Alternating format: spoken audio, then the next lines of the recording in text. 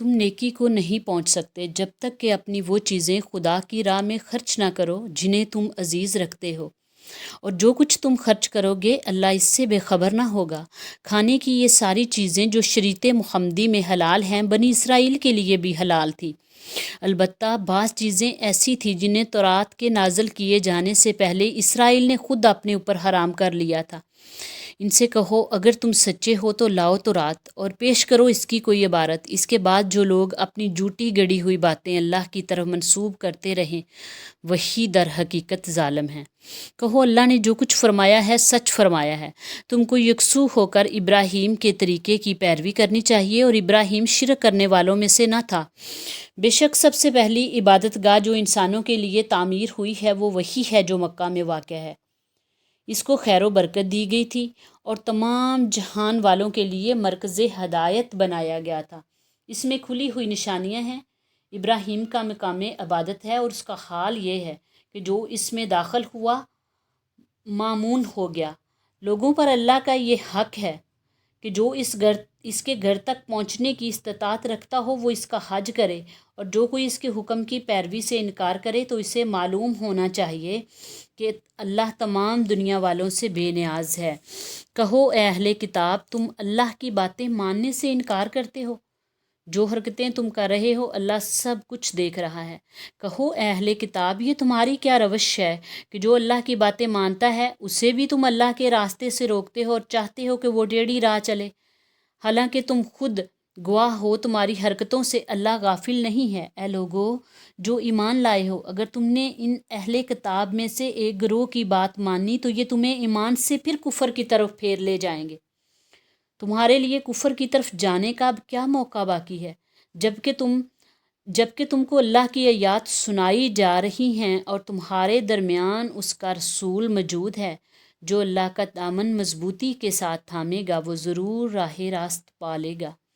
اے لوگو جو ایمان لائے ہو اللہ سے ڈرو جیسا کہ اس سے ڈرنے کا حق ہے۔ تم کو موت نہ آئے مگر اس حال میں کہ تم مسلم ہو۔ سب مل کر اللہ کی رسی کو مضبوطی سے پکڑ لو اور تفرقے میں نہ پڑو۔ اللہ کے اس احسان کو یاد رکھو جو اس نے تم پر کیا۔ تم ایک دوسرے کے دشمن تھے، اس نے تمہارے دل جوڑ دیے اور اس کے فضل و کرم سے تم بھائی بھائی بن گئے۔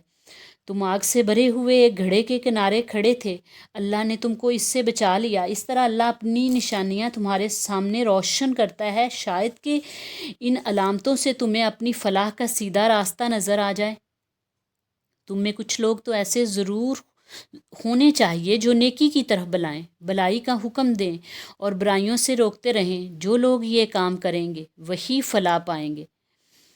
کہیں تم ان لوگوں کی طرح نہ ہو جانا جو فرقوں میں بٹ گئے اور کھلی کھلی واضح ہدایات پانے کے بعد پھر اختلافات میں مبتلا ہوئے۔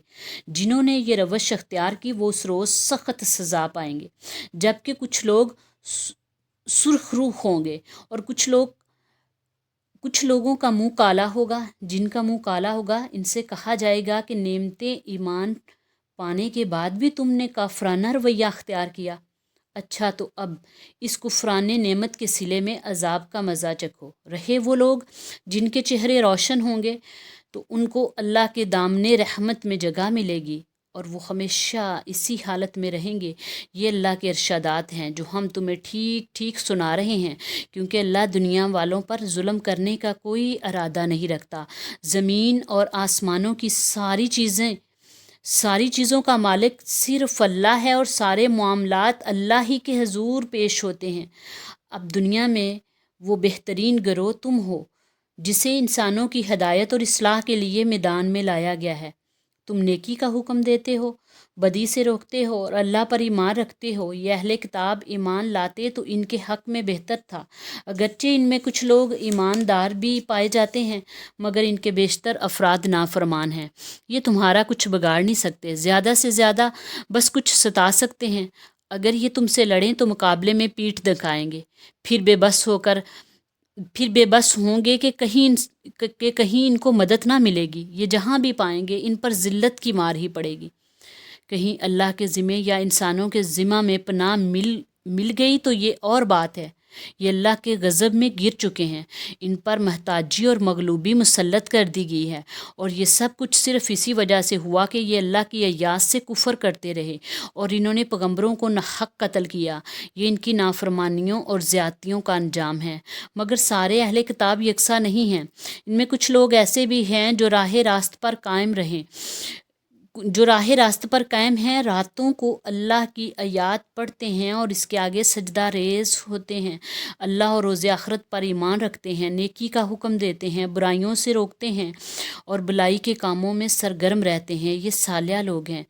اور جو نیکی یہ کریں گے اس کی ناقدری نہیں کی جائے گی۔ اللہ پرہیزگار لوگوں کو خوب جانتا ہے۔ رہے وہ لوگ جنہوں نے کفر کا رویہ اختیار کیا تو اللہ کے مقابلے میں ان کو نہ ان کا مال کچھ کام دے گا نہ اولاد، وہ تو آگ میں جانے والے لوگ ہیں اور آگ ہی میں ہمیشہ رہیں گے۔ جو کچھ وہ اس دنیا کی زندگی میں خرچ کر رہے ہیں اس کی مثال اس ہوا کی سی ہے جس میں پالا ہو اور وہ ان لوگوں کی کھیتی پر چلے جنہوں نے اپنے اوپر ظلم کیا اور اسے برباد کر کے رکھ دے۔ اللہ نے ان پر ظلم نہیں کیا، در حقیقت یہ خود اپنے اوپر ظلم کر رہے ہیں۔ اے لوگو جو ایمان لائے ہو، اپنی جماعت کے لوگوں کے سوا دوسروں کو اپنا رازدار نہ بناؤ، وہ تمہاری خرابی کے کسی موقع سے فائدہ اٹھانے میں نہیں چوکتے۔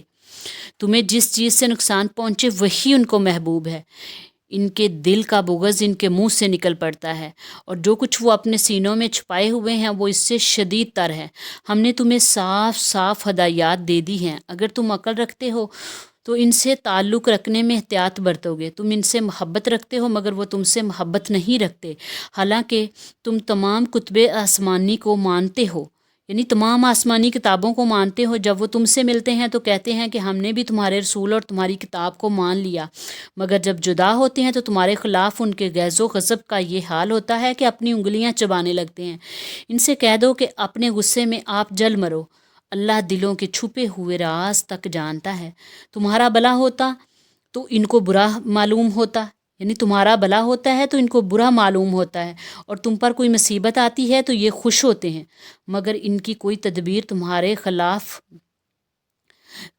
کارگر نہیں ہو سکتی، بشرط یہ کہ تم صبر سے کام لو اور اللہ سے ڈر کر کام کرتے رہو۔ جو کچھ یہ کر رہے ہیں اللہ اس پر حاوی ہے۔ اے پیغمبر صلی اللہ علیہ وسلم، مسلمانوں کے سامنے اس موقع کا ذکر کرو جب تم صبح سویرے اپنے گھر سے نکلے تھے اور احد کے میدان میں مسلمانوں کو جنگ کے لیے جا بجا معمور کر رہے تھے۔ اللہ ساری باتیں سنتا ہے اور وہ نہایت باخبر ہے۔ یاد کرو جب تم میں سے دو گروہ بزدلی دکھانے پر آمادہ ہو گئے تھے، حالانکہ اللہ ان کی مدد پر موجود تھا، اور مومنوں کو اللہ ہی پر بھروسہ رکھنا چاہیے۔ آخر اس سے پہلے جنگ بدر میں اللہ تمہاری مدد کر چکا تھا، حالانکہ اس وقت تم بہت کمزور تھے، لہٰذا تم کو چاہیے کہ اللہ کی ناشکری سے بچو۔ امید ہے کہ اب تم شکر گزار بنو گے۔ اے نبی صلی اللہ علیہ وسلم، یاد کرو جب تم مومنوں سے کہہ رہے تھے کیا تمہارے لیے یہ بات کافی نہیں کہ اللہ 3000 فرشتے اتار کر تمہاری مدد کرے؟ بے شک اگر تم صبر کرو اور خدا سے ڈرتے رہو، کام کرو تو جس آن دشمن تمہارے اوپر چڑھ کر آئیں گے اسی آن تمہارا رب 3000 نہیں 5000 صحب نشان فرشتوں سے تمہاری مدد کرے گا۔ یہ بات اللہ نے تمہیں اس لیے بتا دی کہ تم خوش ہو جاؤ اور تمہارے دل مطمئن ہو جائیں۔ فتح اور نصرت جو کچھ بھی ہے اللہ کی طرف سے ہے، جو بڑی قوت والا اور دانا و بینا ہے، اور یہ مدد وہ تمہیں اس لیے دے گا تاکہ کفر کی راہ چلنے والوں کا ایک بازو کاٹ دے، یا ان کو ایسی ذلیل شکست دے کہ وہ نامرادی کے ساتھ پسپا ہو جائیں۔